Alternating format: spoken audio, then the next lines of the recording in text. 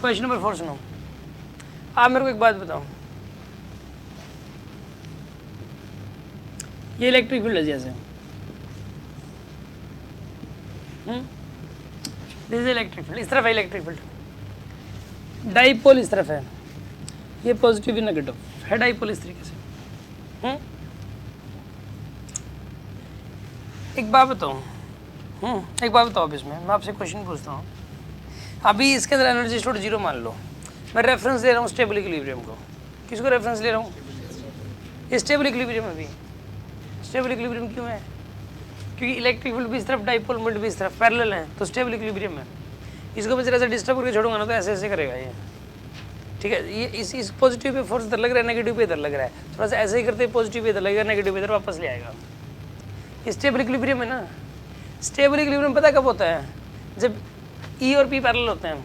ई और पी, इसमें ई भी इस तरफ है और पी भी इस तरफ है, तो कौन सा इक्विलिब्रियम है? स्टेबल है। अच्छा, ऐसा हो, इलेक्ट्रिक फील्ड इस तरफ है, डाइपोल इस तरीके से, मतलब इलेक्ट्रिक फील्ड तो इस तरफ है और पी इस तरफ है, ये कौन सा इक्विलिब्रियम है? Unstable equilibrium. मान रहे हो? ये बात मैंने बताई हुई है, और ये बात माइंड में सेट कर लो, बहुत जरूरी है। मैं कई बार क्वेश्चन देख चुका इसका पेपर में, मतलब मैं अभी जो चीज़ डिस्कस करने जा रहा हूँ इस चीज़ के ऊपर बेस्ड क्वेश्चन आता है एग्जाम में। ये पहली जो चीज़ है ना, यहाँ पे इलेक्ट्रिक फील्ड इस तरफ है, डाइपोल मोमेंट की ये क्या है बताइए? इलेक्ट्रिक डाइपोल मोमेंट भी इस तरफ है, ये कौन सा इक्विलिब्रियम है? एंगल कितना है? 0। इसे बताइए, इलेक्ट्रिक फील्ड इस तरफ है, डाइपोल मोमेंट इस तरफ है, एंगल कितना है? 180 है यार, कौन सा इक्विलिब्रियम है? मान रहे हो? स्टेबल इक्विलिब्रियम है, और ये वाला अनस्टेबल इक्विलिब्रियम है। Any doubt? अच्छा, अब सुनो,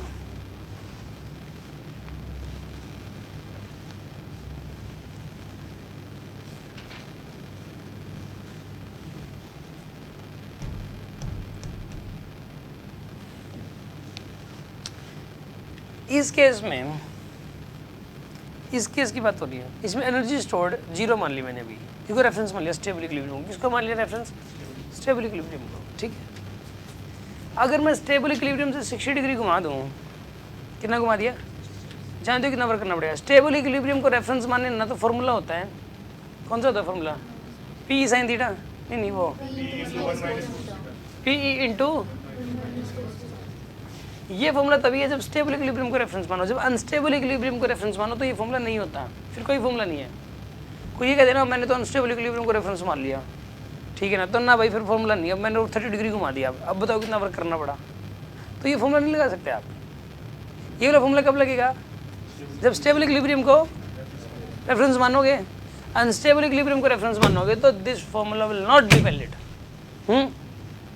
अच्छा, कोई कहता जी मैंने स्टेबल इक्विलिब्रियम से 60 डिग्री घुमा दिया डाइपोल को, 60 डिग्री, तो 60 डिग्री घुमाने में वर्क कितना करना पड़ा बताइए?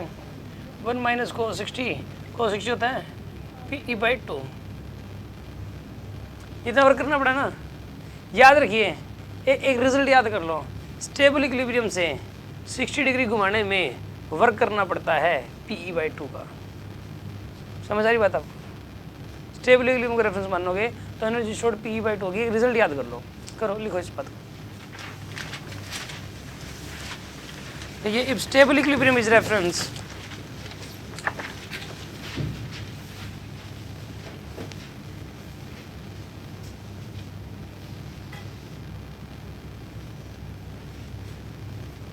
if stable equilibrium is reference, then energy stored is Pe/2. Energy stored is Pe/2 at an angle of 60 degree. At an angle of 60 degree. समझ आ गया ना आपको?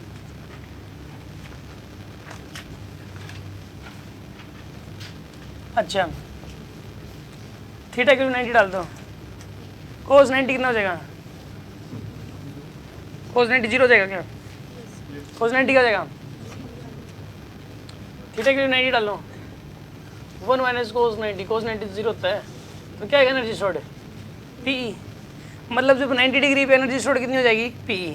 अच्छा कोई ये कहते मैंने 60 to 90 घुमा दिया, कहाँ से कहाँ तक घुमा दिया 62, तो वर्क कितना करना पड़ेगा, पीई करना पड़ेगा, पी/2 करना पड़ेगा, पी/2, क्योंकि 0 से 60 कितना वर्क करना पड़ता है, पी/2, और 0 से 90 कितना करना पड़ता है, पीई, तो 60 to 90 कितना करना पड़ा, p/2. Work done in rotating from 60 to 90 is always p/2, ठीक है, and work done in rotating from 0 to 60 is p/2, and work done in rotating the dipole from 0 degree to 90 degree is pe. समझ आ रहा है पक्का? अच्छा सुनो, work done in rotating from 0 to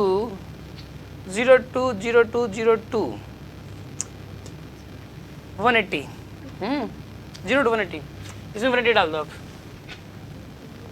P into में 1 minus में cos 180, cos 180 कितना होता है -1, 1 माइनस में -1 कितना हो जाएगा ये 2pe. मतलब क्या हुआ कि 90 to 180 घुमाने में पी का वर्क करना पड़ता है, 90 to 180 घुमाने में कितना वर्क करना पड़ता है. अच्छा अब एक बात बताओ, जब आपने स्टेबल इक्विलिब्रियम से 180 डिग्री घुमा दिया तो वो किस में आ गया, अनस्टेबल में आ गया. स्टेबल में अगर एनर्जी स्टोर आप 0 मान रहे हो तो अनस्टेबल में एनर्जी स्टोर कितनी हो जाएगी, 2pe हो जाएगी. कितनी हो जाएगी, 2p, क्योंकि स्टेबल से अनस्टेबल लाने के लिए वर्क करना पड़ता है 2p का. स्टेबल इक्विलिब्रियम से अनस्टेबल इक्विलिब्रियम लाने के लिए वर्क करना कितना पड़ता है, 2pe का. ये वाला क्वेश्चन आया था 2013 की बात है, 2013 के अंदर क्वेश्चन था ये वाला, पता नहीं 12 में था. क्वेश्चन ये था कि एक डाइपोल था, उस डाइपोल को from stable equilibrium to unstable equilibrium लेके वर्क डन बाय एजेंट बताओ, तो इसका आंसर 2p था. मान रहे हो कि नहीं मान रहे आप? अच्छा अब सुनो, इसके अंदर जो है ना 2p का वर्क करना. अच्छा पेपर में ही कहते हैं कि 90 डिग्री टू 180 डिग्री लेके वर्क कितना करना पड़ा, p का. अच्छा अब एक बात बताओ आप, जब अगर मैं स्टेबल इक्विलिब्रियम पे एनर्जी स्टोर्ड मानता हूँ, pe मान ली मैंने, let us consider energy stored inside the dipole when it is at stable equilibrium is pe, then what will be the energy stored in the unstable equilibrium, 3pe. pe पहले से थी और 2pe घुमाने में करना पड़ेगा तो 3pe होगी. अच्छा मैं स्टेबल इक्विलिब्रियम में 10pe एनर्जी स्टोर्ड मानता हूँ, 10pe, तो मुझे एक बात बताओ अनस्टेबल इक्विलिब्रियम में स्टोर्ड 12pe, यानी कि अनस्टेबल इक्विलिब्रियम पे एनर्जी स्टोर्ड हमेशा स्टेबल इक्विलिब्रियम से ज़्यादा रहेगी और 2pe ज़्यादा रहेगी, बिकॉज डाइपोल को स्टेबल इक्विलिब्रियम से अनस्टेबल इक्विलिब्रियम तक रोटेट करने में 2pe का वर्क करना पड़ता है. समझ आ रहे हैं? कोई डाउट? अब आप एक नोट करके लिखो, work done by agent, work done by agent to rotate a dipole, to rotate a dipole,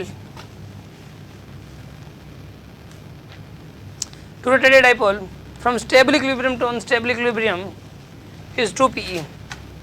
From stable equilibrium to unstable equilibrium is 2pe.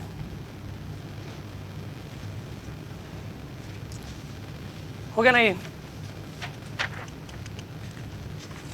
अब देख लो आप, मुझे पता क्या लगा, आप सुनो, मैंने ना सही से डाइपोल मोमेंट की डायरेक्शन नहीं देखी थी, मैं सही बताऊं तो. देखो पहले वाले क्वेश्चन में ना डाइपोल मोमेंट इस तरफ और इलेक्ट्रिक इस तरफ, अनस्टेबल इक्विलिब्रियम है, ठीक है ना. मैंने इलेक्ट्रिक डायरेक्शन इधर थी, मुझे लगा उधर है, इसलिए मुझे लगा स्टेबल है ये, बट ये कौन सा इक्विलिब्रियम है, unstable. Unstable equilibrium energy stored maximum होती है और ये स्टेबल इक्विलिब्रियम है डी वाला, तो ठीक है ना, एनर्जी स्टोर्ड मिनिमम हो जाएगी.